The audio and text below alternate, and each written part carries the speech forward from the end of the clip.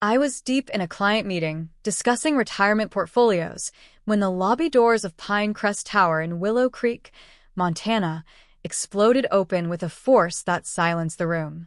Every head turned.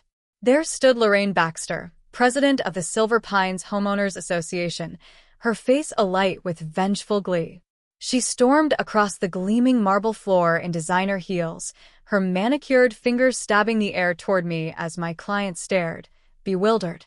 "You're fired, effective immediately," she bellowed, her voice ricocheting off the high ceilings. "Pack your things and get out of my building within the hour." My cheeks burned under the weight of every gaze in the crowded lobby, employees, clients, even the receptionist frozen mid-call.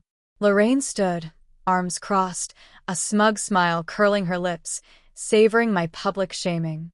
But she didn't know one critical truth, a truth that let me straighten my shoulders and meet her eyes without flinching.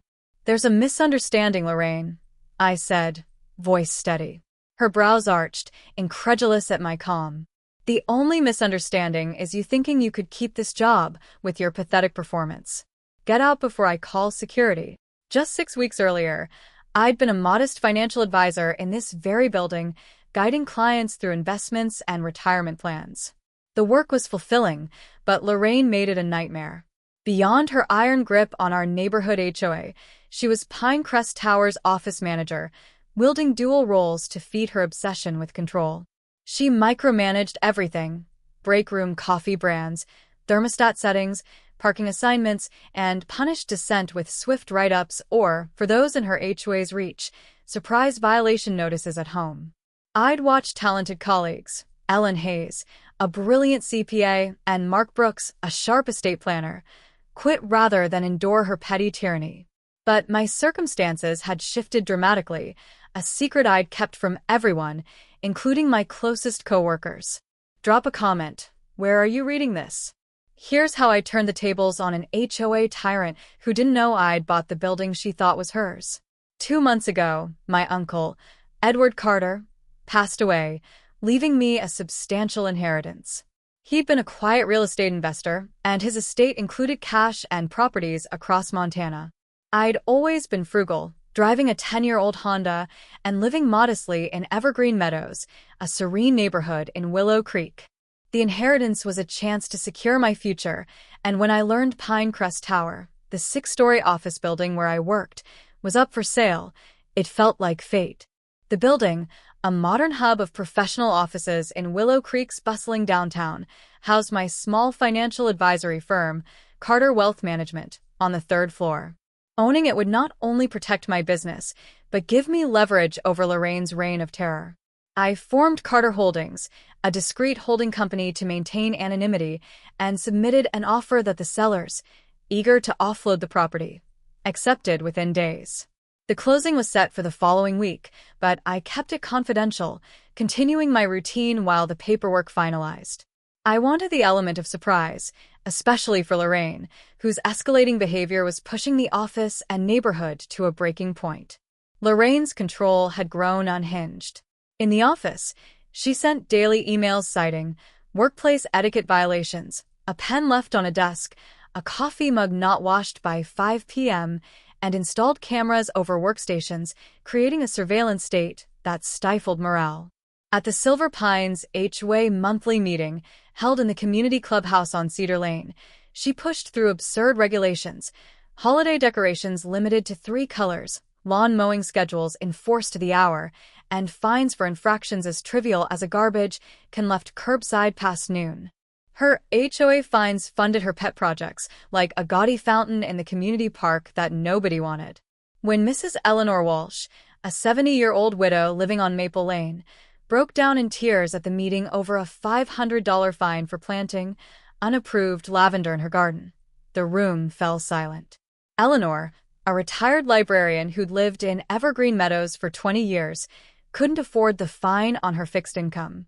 I watched her hands tremble as she pleaded, only for Lorraine to dismiss her with a wave and a cold, "Rules are rules." That moment cemented my resolve. Lorraine had to be stopped. Her vendetta against me intensified the week before her lobby outburst.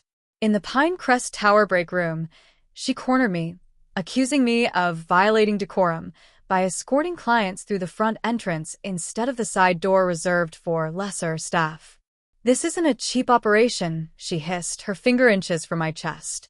"Show some professionalism, or you'll be stuck in that tiny office forever." Her words were meant to sting, but I'd just signed the building's purchase agreement that morning. I nodded, muttered an apology, and hid my smirk, knowing her days of lording over me were numbered. She stormed off, frustrated by my compliance, unaware that Carter Holdings now held the deed to her supposed kingdom.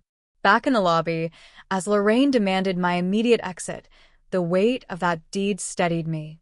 My clients, Mr. and Mrs. Thompson, a retired couple planning their estate, shifted uncomfortably, their folders clutched tight. I stood, gathered their paperwork, and said, "I'm sorry for the interruption, folks. Let's reschedule for tomorrow morning at 10 o'clock. My office, same as always." They nodded, casting wary glances at Lorraine as they hurried out. Lorraine stepped closer, her voice dropping to a venomous whisper. "I've waited months to do this, Derek. No ambition, no vision. You're a stepping stone for people like me, people who actually matter." Her words were a knife, meant to cut deep, but they glanced off me. I met her gaze, unflinching. "You might be surprised, Lorraine." I walked toward the lobby's glass doors, the eyes of coworkers and strangers boring into my back. At the exit, I pulled out my phone and dialed Nathan Reynolds, my lawyer, loud enough for Lorraine to hear. "Hey, Nathan. The building's officially mine as of 9 a.m. today. Can you have the new management notices ready for tomorrow? Thanks." I didn't need to look back to know the effect. Lorraine's smugness crumbled. Her sharp intake of breath was audible across the lobby. Her heels stopped clicking, and for a moment, the only sound was the hum of the air conditioning. I glanced over my shoulder to see her frozen, mouth slightly open, the realization sinking in. Without another word, I pushed through the doors and left, the cool Willow Creek air hitting my face like a victory. The next morning, I arrived at Pinecrest Tower before dawn, joined by Summit Property Management, the firm I'd hired to run the building. We posted notices on every floor. Summit Properties is the new owner of Pinecrest Tower. Direct all building management inquiries to Lucas Hayes, property manager. The notices, printed on crisp letterhead, were a quiet declaration of a new era. I settled into the security office, watching the monitors as the building woke up. At precisely 9 a.m., Lorraine approached the main entrance, her HOA badge pinned to her blazer like a sheriff's star. She swiped her access card, but the light stayed red. The doors locked. She tried again, her movements jerky, then pounded the glass, her face twisting with rage. Tom Ellis, the security guard, pointed to the notice taped to the door. Lorraine ripped it off, scanning it, her lips moving as she read the words that stripped her of power. Lucas Hayes, a seasoned manager with a no-nonsense demeanor, let her in to explain. Lorraine shoved past him, her heels clacking furiously as she headed for her corner office on the 5th floor. She froze at the door, finding the locks changed, her key useless. By now, a crowd of employees, Ellen, Mark, the receptionist Lila Monroe, had gathered in the lobby, whispering, their eyes darting between Lorraine and the elevators. "Where is he?" Lorraine shrieked, spinning to face them. "Where's that nobody messing with me?" Her voice cracked, desperation seeping through her polished facade. I stepped from the elevator, briefcase in hand. "Good morning, Lorraine." Lucas was explaining the management change. She laughed, a strangled, disbelieving sound. "This is a sick joke. You can't afford this building." Her eyes raked over me, taking in my simple suit and scuffed shoes, as if my modest appearance disproved my claim. I smiled gently. "Carter Holdings, my company, bought Pinecrest Tower last week. The transfer was finalized yesterday morning, about an hour before you tried to fire me." The color drained from her face, her smirk collapsing into a grimace. "Impossible. You're just a financial advisor with a beat-up Honda," she spat, her voice rising. "I live below my means," I replied, calm as ever. "As the owner, I've hired Summit Properties to manage operations. Your position as office manager is eliminated, effective immediately. Lorraine's shock ignited into fury. You can't do this. I've run this building for 7 years. I'll sue for wrongful termination. Her hands clenched, trembling with rage. I handed her Nathan's business card, the embossed logo catching the light. My lawyers have extensive records of your management practices, employee harassment, intimidation, retaliatory write-ups. You're welcome to discuss it with them. For now, vacate the premises. Your belongings will be packed and delivered to your home on Maple Lane. The mention of her address, tying her to the HOA domain she still thought she ruled, hit like a dart. Her eyes widened, but before she could respond, she snapped. Screaming obscenities, Lorraine's face turned a dangerous red. She grabbed a potted fern from the reception desk and hurled it across the lobby, the ceramic shattering inches from Mr. Harold Vance, an elderly client who gasped, clutching his cane. Employees flinched, some ducking behind counters. Lorraine spun to the reception desk, shoving the computer to the floor with a crash, sparks flying as the screen cracked. "This is my building," she roared, kicking over chairs, her blazer askew. "You're all fired. Every one of you." Her voice was a primal howl, years of unchecked power unraveling in a public meltdown. Lucas, unflappable, dialed security. I stepped forward, voice firm, but even. "Lorraine, stop. You're only making it worse." Her eyes locked on me, wild with fury. "Think you're clever, Derek? I'm still HOA president. I'll bury you in fines until you're bankrupt." Her threat, once chilling, now sounded desperate, a last gasp from a toppling queen. Security arrived, Tom and Clara Evans, both seasoned guards who'd endured Lorraine's micromanaging. When Tom reached for her arm, Lorraine slapped his face, the crack echoing. Gasps rippled through the crowd. Lucas called 911, his voice steady over Lorraine's shrieks. 2 Willow Creek police officers, Sergeant Owen Riley and Officer Lila Grant, arrived within minutes. Lorraine, now barricaded behind the reception desk, clutched a stapler like a weapon, threatening anyone who approached. "Stay back," she screamed, her bob disheveled, mascara streaking. The officers tried reasoning, but when Lorraine lunged toward me, vowing to destroy me, Sergeant Riley swiftly restrained her. Despite her flailing and protests, they cuffed her, informing her of charges: disorderly conduct, destruction of property, assault, and trespassing. As they led her to the exit, her threats, "I'll ruin you all," faded into the lobby's stunned silence, the glass doors closing with a final thud. The fallout was swift. In Gallatin County Court the following week, Lorraine faced 3 misdemeanors.